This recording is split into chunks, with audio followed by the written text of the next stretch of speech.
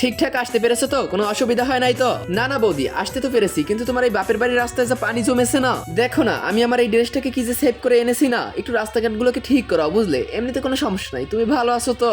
একটু অ্যাডজাস্ট করে নাও। এই জন্যই বলেছিলাম আমার বাবার বাড়িতে পার্টিটা করো। ঠিক আছে টাটা বৌদি, আমি ওখানে বসি। হ্যাঁ হ্যাঁ হ্যাঁ, বসো গিয়ে। কোল্ড ড্রিঙ্কস খেয়েছো? হ্যাঁ হ্যাঁ খেয়েছে। আর কিছু করে না জানো তো, শুধু একটা কোল্ড ড্রিঙ্কস করেছে। আমার বাবার বাড়িতে যদি দাদার এই পার্টিটা হতো না, তাহলে আমার বাবা পুরো কোল্ড ড্রিঙ্কসের পার্টি বসিয়ে দিত, জানো তো তুমি সেটা? ওকে টাটা, থাকো তাইলে তুমি। হ্যাঁ এই তোর দাদার বার্থডে এটা? হ্যাঁ, তেমন একটা ডেকোরেশন করে নাই ভালো। না ডেকোরেশন তো কিছুই করে নাই, আসলে এটা বৌদির বাড়ি বুঝলি, দাদার শ্বশুর বাড়ি, তাই ডেকোরেশন করে নাই বুঝলি। আমাদের বাড়িতে হলে তো একেবারে গ্র্যান্ড বার্থডে পার্টি হতো বুঝলি।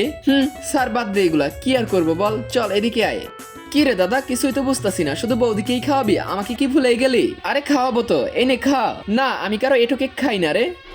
তার চেয়ে ভালো তুই ওকেই খাওয়া। হ্যাঁ হ্যাঁ আমাকেই দাও। বোন শোন না, কি গো শিল্পার ননদ, সব খাওয়া দাওয়া ঠিক আছে তো? তার আগে তোমার জীবনে যদি এই জায়গাটা একবার হলেও যাওয়ার ইচ্ছে থাকে, তাহলে ভিডিওতে একটি লাইক দিয়ে চ্যানেলটিকে সাবস্ক্রাইব করে দাও, আর কমেন্ট বক্সে আমিন লিখে যাও।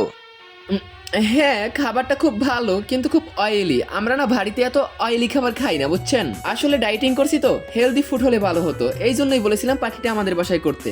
ঠিক আছে সমস্যা নাই, খেয়ে নিচ্ছি। হ্যাঁ পেটটা ঠিক বললো না, আরেকটা চিকেন নিয়েই নেই। দাদা এদিকে একটা মাংস দিবে।